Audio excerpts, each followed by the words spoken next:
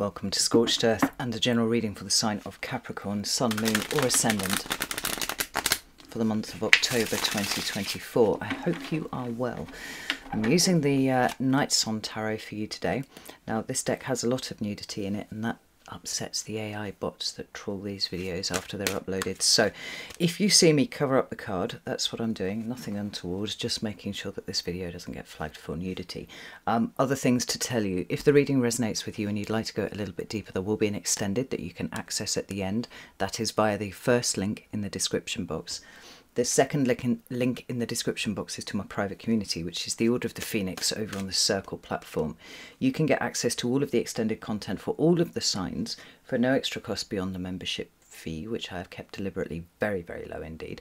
So if that sounds like it might be of interest to you, you know what to do with that. So let's flip you around, Capricorn, and see what is going on with you. You can have 3 cards for Capricorn, please. There we go. We've got the Magician. I'm just going to leave it like that, right? We'll come back to that, but I'm just going to leave it like that. Tell me about current energy for Capricorn, please. Wow, where are you? Okay. 2 of Wands in your current energy, and what is coming towards Capricorn for October, please? That's the 1. 3 of Wands. Okay, we like this very much. We have the Queen of Cups at the bottom of the deck. That's very interesting because that's your opposite sign on the zodiac. Obviously, the much more emotional and feeling side of life coming to the fore here. I'm going to use the Wild Unknown to clarify because it already jumped out at me and asked to be used. But I think that we can see that there's movement up ahead, Capricorn, and you're probably feeling not before time. Like certainly if you're a Capricorn ascendant, you'll be experiencing Pluto in your first house again at the moment. And he's been in retrograde since the beginning of September. Come October the 11th, which is not too far away at all, he will be stationing direct and then beginning to move through, as in out of, the energy of, well, the sign of Capricorn. Now, it's going to take a while to do that. It's probably, it's about 5 weeks, I think.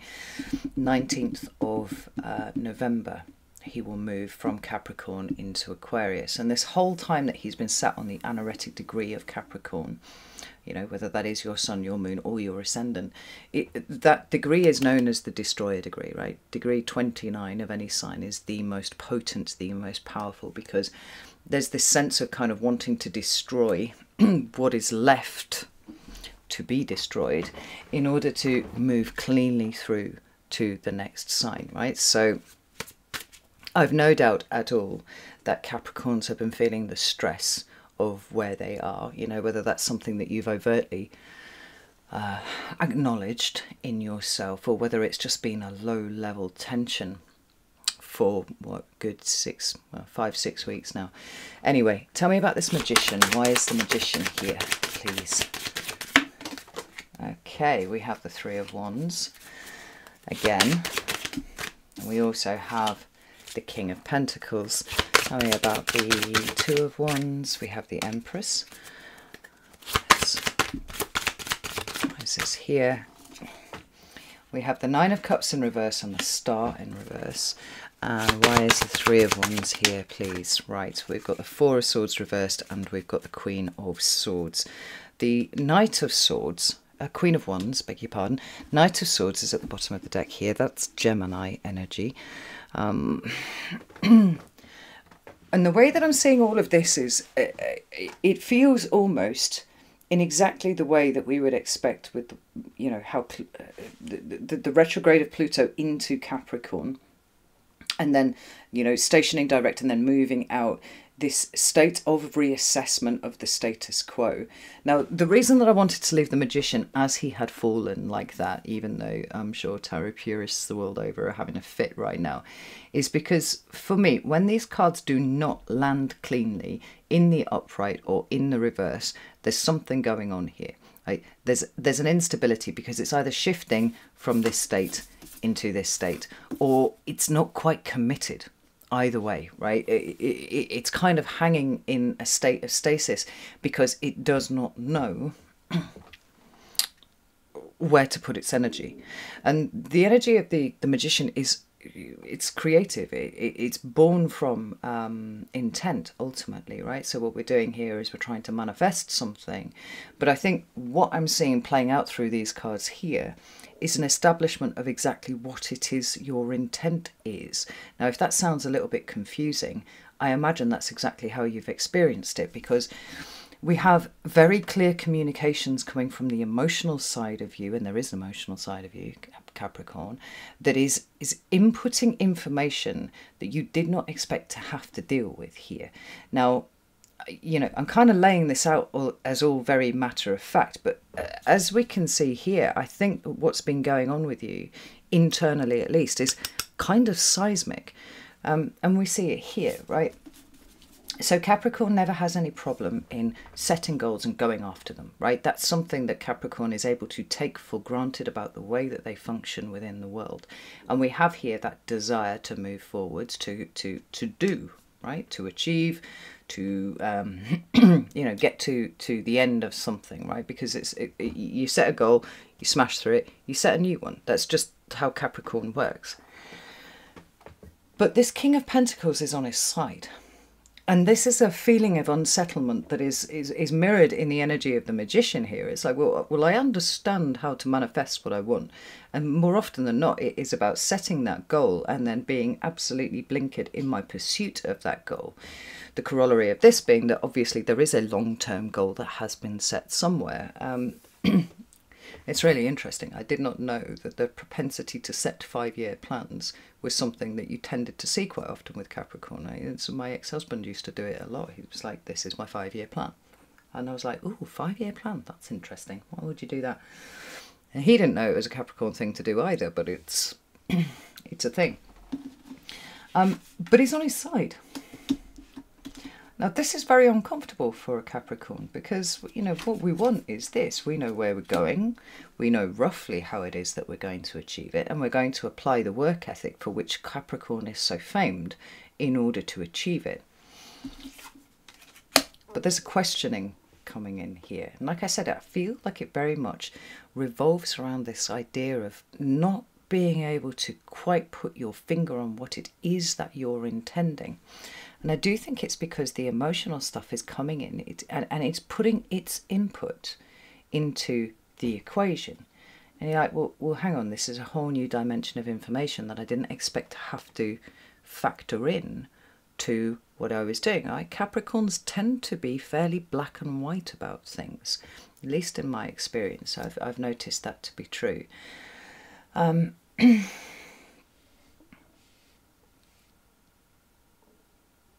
there's something here that's shaken you somewhat. Now, whether or not this is the retrograde motion of Pluto, that's possible. Sitting at the most powerful degree of Capricorn, that's possible. But it feels like you are getting ready for a change. But the problem is you don't really know where you're going. And that's very discombobulating for a Capricorn. Because when we come over here, we have the Two of Wands. Now, the most basic way of interpreting this card is that this is a crossroads moment, right? We have arrived at a crossroads. We recognize it as a crossroads. And here, there are decisions that need to be made about where we go. Which road do we take? You know, for me, because this is a 2, it's very much about the internal consideration of something, right? So wands indicate action. We've got the internal consideration of what is the right action to take, which is the right road to take.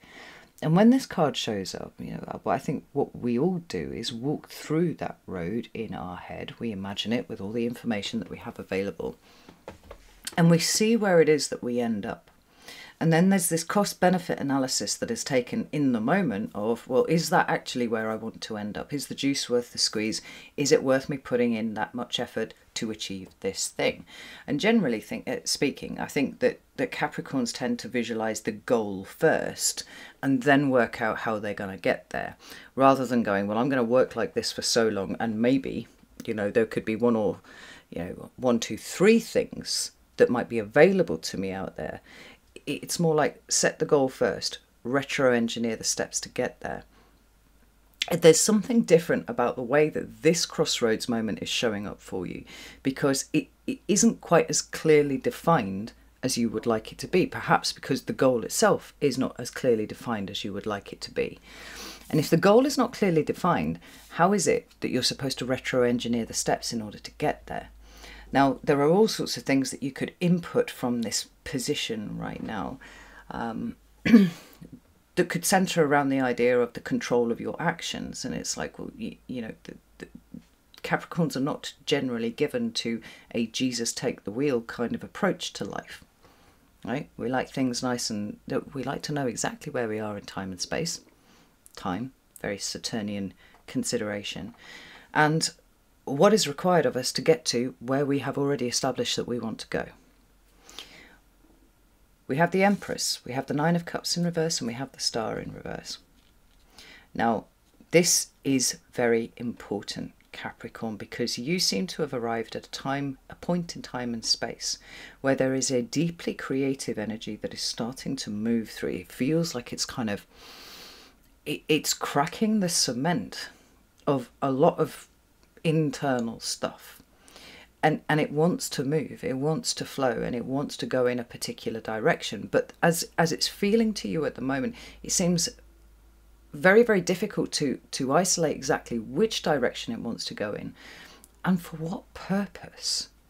And this is the thing that is making the whole experience feel a little bit surreal. And this is very different to the way that I usually do things.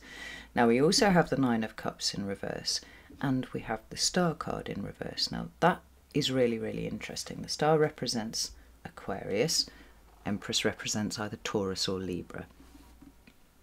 And as, no, are we in Libra season yet? We are in Libra season. We are. Anyway, it doesn't matter. The point is, these two cards actually have relatively similar meanings, or at least they can be interpreted relatively similarly, in so much as both have aspects that speak to our highest goals, hopes, dreams, and aspirations. The Star card is that kind of point in the sky that we are aiming towards, or else we are using to guide us, right? So it's up there. I think, I don't know, Star of Bethlehem, right? It's over fucking there. Well, that's where we're going. That's where we're looking to end up. We just follow that path, right? Setting the goal, moving towards it. And then we have the Nine of Cups.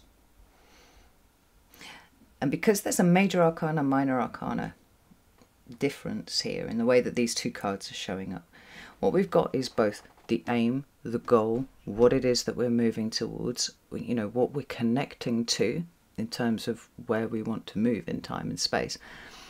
And then the Nine of Cups is also, you know, how do I pursue what really lights me up, and you know, that which gives me emotional fulfillment. Because I feel like what's happening here, what is a slow dawning realization, is that the emotional fulfillment aspect of your life is entirely missing. Now, these cards also speak of hope, and they're here in the reverse. I don't think that's because you are currently in a state of having no hope about anything, but it's like realizing that the future proofing of a particular way of doing things up until this point ends. Well, it's ended already, and it doesn't really matter which way you go. If you're still pushing forwards in the way that you would usually try and do, it's becoming emptier the further you lean into it. So whether that's some sort of career goal or something else, I don't know. It could be any of these things. I mean, ideally, what we would want in a state of creative flow is to have these up here, because this Nine of Cups is how you manage your emotions and how you funnel them to a place that they feed you enough that you can go after the things that you truly dream about. It seems to me like the crossroads that you're at is choosing between more of the same, which is to say the way that you have always done things, which feels to me like it's being challenged by this new level of creative energy that's coming through.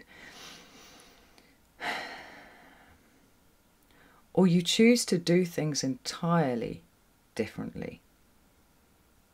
And that feels quite uncomfortable, because the way that you've always done things is a tried and tested method. It's got you to where you are right now, but something has changed. And like I said, there's a level of emotional information that is coming up for you that is saying, I actually want more from my life than what I currently have. I actually want something that is fulfilling, and maybe I might be willing to stop doing what I'm doing for work and choose to do something else.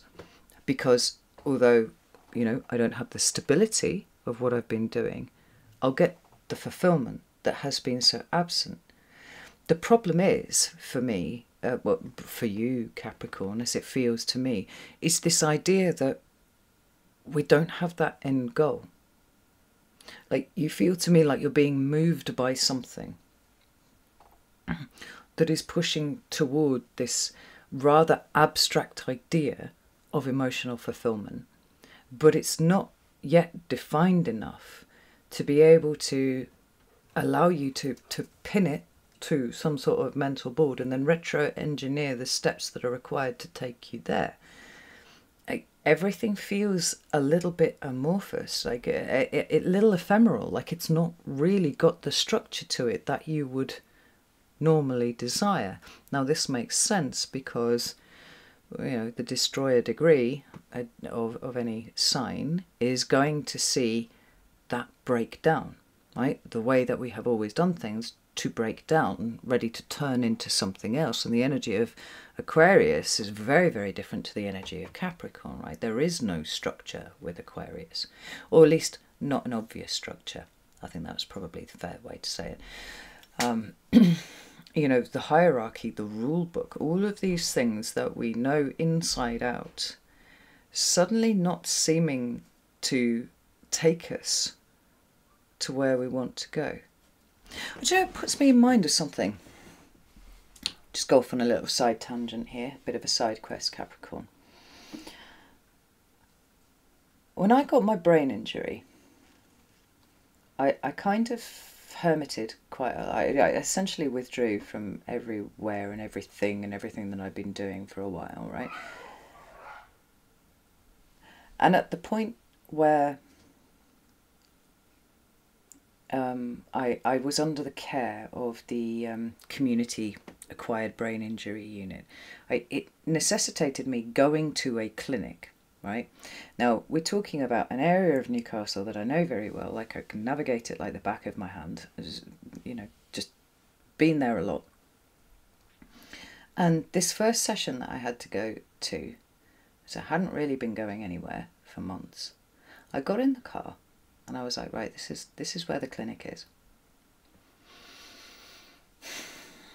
And as I've always done, I tried to navigate there in my head to work out the best route to get there, right? What's the quickest? What's going to avoid all the traffic? I went there.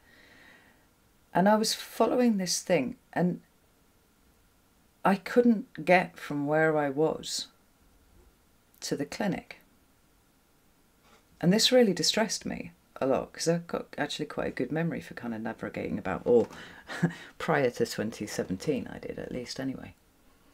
And I was sat there and I felt this state of rising panic starting to come up, because no matter how much in my head I tried to travel that road to end up at a place that I knew, and I could see the end destination and I could see where I was right now, but I couldn't work out how to get. I kept ending up in different parts of Newcastle, and I was like, what the fuck is this? Right? It's just, it wasn't that there was nothing, it was just that somehow I ended up in a different part of this area that I knew really, really well. And so after a couple of minutes of you know, dealing with this rising sense of panic, I thought, fuck it, right, maybe I can do it the other way around. So I started at the end destination and then I started tracking it back. And for some reason that worked. I could get all the way from the clinic to me sat in my car outside my house. And I was like, right, okay, it's there.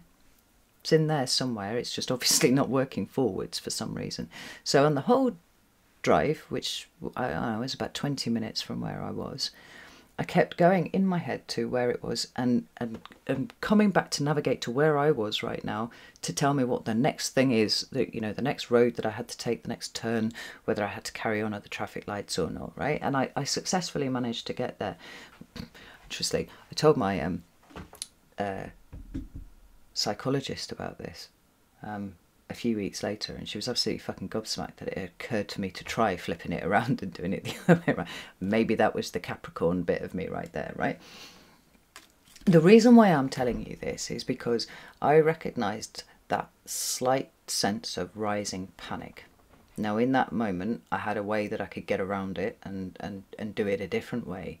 But that state that I was in at the time, where it seemed like there was either information, well, the information that I had in my head somehow was foggy and a little bit corrupted, like a file, right? So it wasn't displaying properly. I feel like this is kind of where you are right now. It's like there's a normal way that you're used to navigating, and maybe normally for you, even if you couldn't navigate in an obvious way, you could flip that map around and be like, okay, well, that's where I need to go. I'll kind of navigate back to where I am, right? Retro engineering the steps. But this feels like it's wiping everything clean, and you don't seem to me to be able to raise the kind of enthusiasm for doing what you have always done in the same way. And I actually have this feeling of anxiety that's sitting right here in my stomach, but it's also touching here. Fluttering nerves.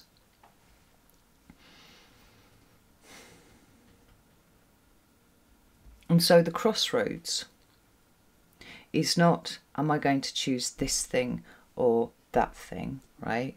Job, maybe it's time to move on from a job, maybe it's time to do something else, right? It's not that kind of decision. It's the decision about whether you are prepared to start moving forwards without the kind of safety net that you have become accustomed to creating for yourself. Because that's not, you know, the safety net is not just some sort of universal protection that's sitting underneath you. The safety net is actually something that's been woven by hand by you over decades, and you very deliberately put this underneath yourself, right? And control of the environment, control of your next steps forwards. I'll be right back. I need to go deal with some dogs. Sorry about that. That was my Belgian Malinois trying to break the back door down. She's good. She's fine. The structure that you have created, that you've been operating in fairly fucking well, very efficiently for a long time, doesn't seem to have the same structural integrity that it had before. And more than that, there seems to be this movement of something that's coming through you, Empress energy, and you'll notice that it's very much kind of pointing out the yin energy here. The creative stuff that happens in the dark, right? There's under the light of the moon as well, where we've got that emotional kind of tie-in here. It's kind of coming up and moving through you, and there is almost like water, right? Where you get to a certain, you can stand, whether it's in the sea or in a swimming pool that was being filled up or something, right? You can stand there and you can sense the waters are rising around you. But there is a point where, there's quite a long time where you are solid and stable enough that you just stand there and this water's lapping around your ankles and then your knees. It's fine. It's not going to move you. But it feels like the waters are rising such that it's coming to a point where you are not displacing. Hang on, let me get this the right way around.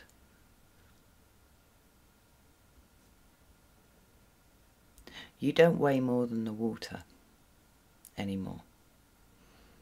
And you seem to me to be on the edge of the point where the water is now ready to pick you up and take you somewhere. And this is so different. It's so different to anything that you've experienced before. And here we are in October. Now, maybe this is something to do with Pluto stationing direct. That's possible. But whatever was an internal consideration back here is coalescing into action here. This is internal, this is external, right? This is the external expression of something that has been decided in here, right? It's the point where intention becomes action. The thing that you've been struggling with to try and work out what it means and how are you going to go with it. It's like, it seems to me that in October, rather than fighting the rising waters, to use that metaphor because it feels like quite a good one, you've decided to allow yourself to float. And if you allow yourself to float, you're going to be taken somewhere by the movement of that water. Now, despite the fact that everything about that feels kind of terrifying, somehow in October there's a sense that finally that is right. You know, the Four of Swords is a card often of when we talk about taking a step back, taking a break. Sometimes it can indicate meditation. It certainly usually indicates a level of mental peace. When it shows up in the reverse, it can be the opposite of feeling disengaged from something. Like it's a commitment to re-engage. You know, we've had that time to step back, to contemplate, to get mentally peaceful with something, and think about how the Four of Swords follows on from the Three, right? So often there's something painful that we are responding to in that state of, you know, healing and rest and taking a step back and all that kind of thing. Four of Swords being like, well, you've had your time to get used to what this feels like. Now it's about moving forwards. The Three of Wands is about moving forwards. Like I said, the Four of Swords here would be about moving forwards. And the Queen of Wands is also about moving forwards. Now at this point I'm just going to pull this deck up here. It's the Waite-Smith. So what else does the Queen of Wands want to say, right? Well, let's be fair. Those two cards just felt like that. And we have the Knight of Wands at the bottom of the deck. Now, this is important because the sense of moving without a safety net is really highlighted by the fact that the Ace of Swords and the Six of Pentacles are not showing up in the upright. We don't have that crystal clear vision of where it is we're going, the goal that it is that we want to achieve. It's not there. We have no idea if we're moving in a state of truth or whether we are allowing ourselves to be imbalanced in a way that is inherently threatening and will lead to disaster. And yet, Capricorn, this seems to be exactly where you are going. We've got the Knight of Wands there in addition to the Queen of Wands. And I do feel like the way that you are doing things is changing in October in a way that even you are finding slightly baffling to behold. And you're the one who's living it. There are opportunities coming up this month that you could not be exposed to any other way other than to allow yourself to float and bob along and go with whatever's been going on here. It's like you're kind of opening up to something bigger than you, informed by this emotional, you know, awareness, this emotional information that's coming up, and the movement of something very deep and very powerful and very creative that's coming up. And it's like, I don't know how to control this. I don't know how to do anything with this. And it's like sometimes you don't need to do anything with it. You just have to allow it to happen. This feels to me like there's an allowance going on. And whether or not it is the right thing, and there is scant evidence that you can point to that would say that it is dead on the right thing to do, which is, I think, often Capricorns are like, this is the right thing. It's something that's destabilizing you, but it's almost like it's an opportunity that's too good to pass up, and one that you would not have allowed yourself to even consider a couple of months ago. It's like things are changing, and they're not changing because you changed them. They're changing because you're allowing them to change. And it's like that as the water picks you up, it's moving you a little bit further down the coastline, for example, or further, I don't know, further down the pool, but the coastline works. Here you're seeing things that you could not see before. Like, this is a month of profound change, not just in terms of the circumstances of what you do, but more specifically about the way that you are choosing to do it. Because inaction can be action sometimes, right? And what we're not doing is fighting it here. You're not fighting it at all. You're allowing yourself to be swept along. And it's not a violent sweep. You can feel that there's something powerful coming up from underneath, but certainly what's happening on the surface is not a violent shift. And it's putting you in front of an opportunity that feels like it could hold what you're looking for. But even still now, it feels undefined. And that might have been sufficient for you to cast it away from you at any point before now. Might have been, well, no, if I can't define it and I can't retro-engineer my steps, then this isn't worth my time. But because of this pursuit for something else, although we don't know what it is, the willingness to almost surrender to whatever's happening here is really, really strong. And it's bringing a gift. It's because you're acting from a place of faith, Capricorn. This is huge. Oh my fucking God. Right. I'm going to go to the extended now and dig into this a little bit more, because I think that we'd all be happier if we had a little bit more information about it, right? So, yeah. If you would like to join me over there, you're very welcome to do so. You can do that on Circle, you can do that on Vimeo. I'd be delighted to see you in either place. If that's not your thing, that's okay. There's no shade at all. Just know that there's more than just your circumstances changing this month, Capricorn. You yourself seem to be changing, and it's a very strong movement forwards. If you can allow this flow to take you, it's going to put you in front of something.